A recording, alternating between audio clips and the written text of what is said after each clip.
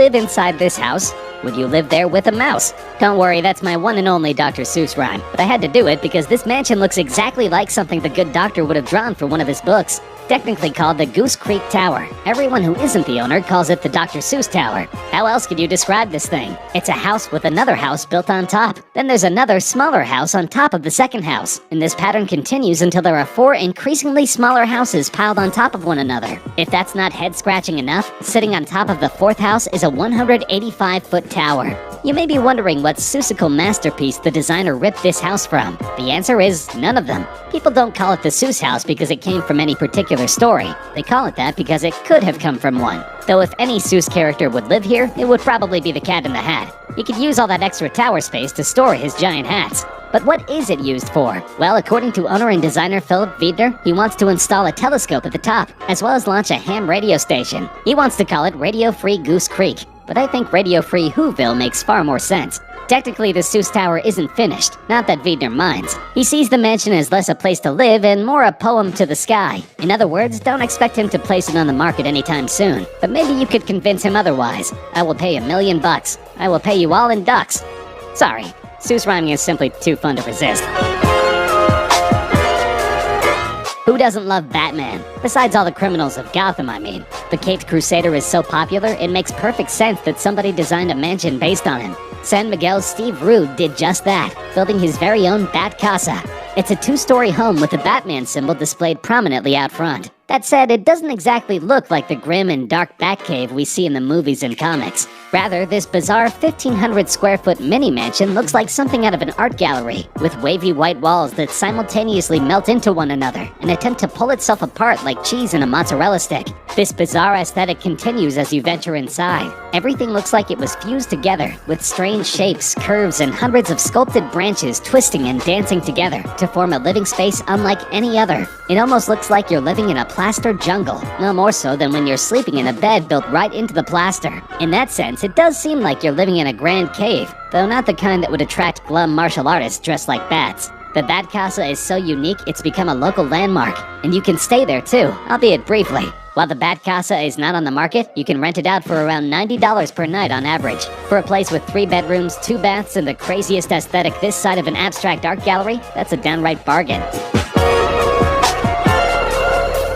Living in the mountains is hard. Living near a mountain, however, inside a luxury mansion over 100 feet in the sky, surrounded by trees with no nosy neighbors, is both easy and desirable. Officially known as the Pau Solaro House, many call this 10-story estate the Falcon's Nest instead, and for good reason. It features living quarters that reach up to 124 feet in the air, a 2,000-square-foot solarium that looks like a nest, and a tower atop that might as well be a majestic falcon. Set against a backdrop that includes the 6,500-foot Thumb Butte Mountain, living here is essentially like living inside a movie.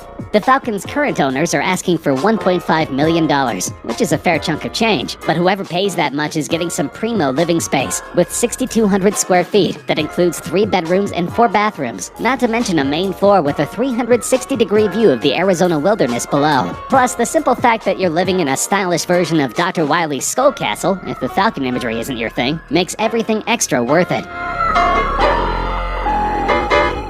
If you're a 90s kid who grew up on Animaniacs, you probably think living in a water tower is more a punishment than a luxury. Well, the genius architects behind the Sunset Beach Water Tower in Orange County, California beg to differ. They turned a musty old water tower into a legitimately luxurious spot to live.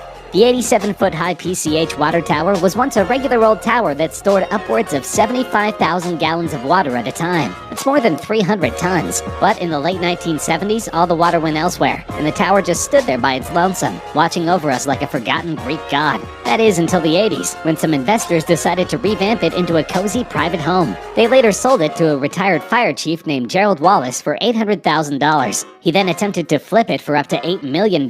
He ultimately settled for $1.5 million, meaning that he still made money on the deal, especially considering he had been renting the place out for a mere $4,000 per week. The inhabitants of this tower get a lot for their $1.5 million. Despite looking exactly like a water tower on the outside, inside you'll find 2,800 square feet of living space. This includes 3 bedrooms, a 145-gallon aquarium, and a party room featuring a fire pit that you can mechanically lift up when it's time to dance. Plus, the view of Sunset Beach simply can't be beaten. Unlike Yakko, Wakko, and Dot, you won't feel stuck inside this place. Instead, you'll feel like a monarch, looking down on your subjects while enjoying all the finest parts of life. We all know about the traditional multi-floor home setup. Living room and kitchen on the bottom, bedrooms on top. Well, here's a mansion that flips that setup on its head, literally. Located in Beverly Hills, California, this upside-down house features its living quarters on the top floor, placing the bedrooms on the lower level. That's probably a little jarring when you first move in, though it does make sense. After all, if you're so tired that you just have to go to bed now, why would you want to climb a bunch of stairs to get there? That's not the reason this $3.2 million mansion's architects designed their house this way, though. The area they built on contains over 100 oak trees, all of which are federally protected from lumberjacks coming in with their axes and turning them into toothpicks. So to build a multi-floor estate, they had to build one of the floors directly into the hillside. And since the only earth-level floor is entirely see-through, it wouldn't make for a ton of privacy when getting your sleep on. But if you're sleeping in the basement surrounded by protective greenery, you have as much privacy as you need. So while it's not literally an upside-down house like Dracula's castle in Symphony of the Night, it's still mighty bizarre in its own right. Plus, it features no evil vampires, which is always a plus when looking for a comfortable place to lay your head. Living in a spaceship is one thing, but living in a giant battery is quite another. But that's about the only way to describe Germany's heliotrope, both in shape and function. This 48-foot-high mansion is literally battery-shaped, but its circular setup isn't just designed to be cool. The heliotrope actually rotates, though unlike those novelty restaurants that make it hard for those with motion sickness to enjoy their sandwich, it doesn't do so every day, and only rotates 180 degrees. Adding to that, it's solar-powered, and its rotation follows the sun. It faces the sun during the cooler months and turns its insulated back to the star during the hot times. This means that at all times, the heliotrope is appropriately absorbing solar energy. It actually produces more energy than it uses, making it the first home in history to do so. Sadly, 25 years after it was built, it remains one of the few homes that do. Architect Rolf Dish, who designed the heliotrope in 1994 and still lives there, leads a luxurious life, as well as an environmentally friendly one. The heliotrope is huge, with tons of rooms, as well as a garden terrace, viewing deck, and naturally, a sun deck. Hey, who said saving the planet had to be uncomfortable?